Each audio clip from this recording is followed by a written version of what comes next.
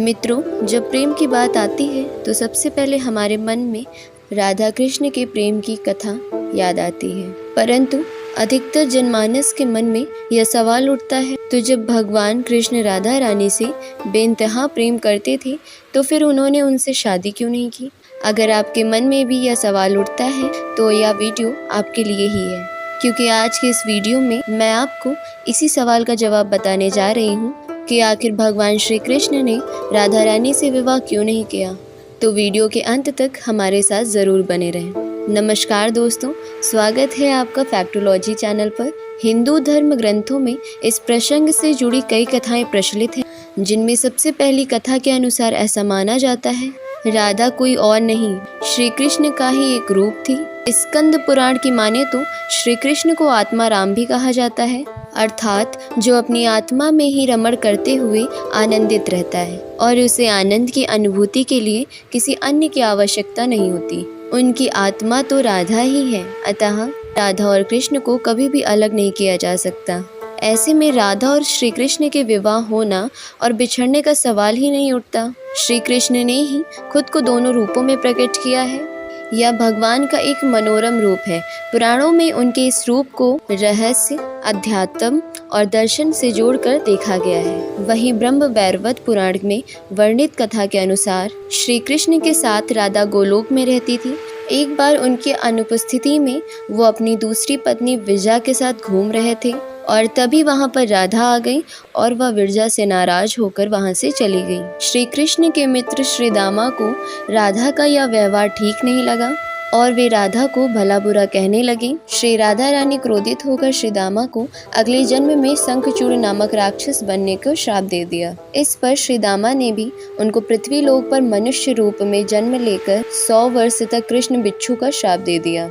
राधा को जब श्राप मिला था तब श्री कृष्ण ने उनसे कहा था कि तुम्हारा जन्म मनुष्य रूप में तो होगा, लेकिन तुम सदैव मेरे पास रहोगी। यही कारण था कि राधा और श्री कृष्ण का बचपन में बिच्छू हो गया था। जबकि रामचरितमानस के बालकांड के अनुसार एक बार विष्णु जी ने नारद जी के साथ छल किया था। उन्हें खुद का स्वरूप देने के बजाय वानर का स्वरूप दे दिया था। इस कारण लक्ष्मी जी के स्वयंवर में वे हंसी के पात्र बन गए और उनके मन में लक्ष्मी जी से विवाह करने की अभिलाषा ही रह गई थी। जब नारद जी को इस छल का पता चला तो वे क्रोधित होकर बैकुंठ धाम पहुंच गए और भगवान को बहुत भला बुरा कहा और उन्हें पत्नी वियोग का श्राप दे दिया।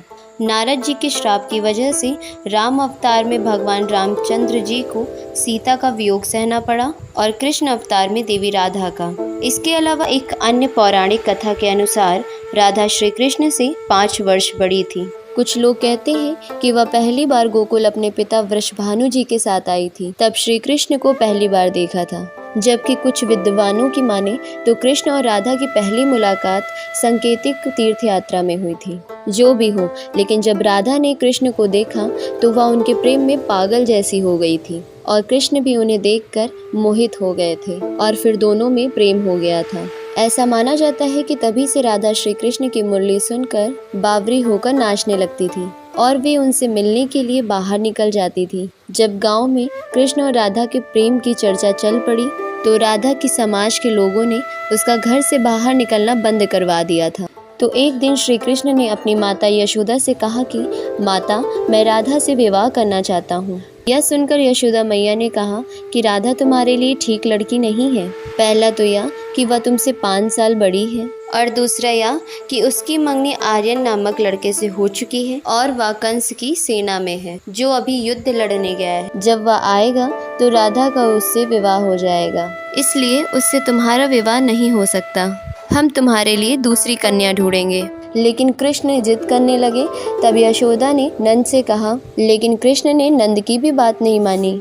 तब नंद बाबा कृष्ण को गर्ग ऋषि के पास ले गए। गर्ग ऋषि ने कृष्ण को समझाया कि तुम्हारा जन्म किसी खास लक्ष्य के लिए हुआ है। इसकी भविष्यवाणी हो चुकी है कि तुम तारणहार हो। इस संसार में तुम धर्म की स्थापना करोगे। तुम्हें इस ग्वालन से विवाह नहीं करना चाहिए। तुम्हारा एक खास लक्ष्य है। तब श्री कृष्ण कहते हैं कि मुझे नहीं बनना तारणहार। मैं तो अपनी गायों, ग्वालों और इन नदियों पहाड़ों के बीच रहकर ही प्रसन्न हूँ।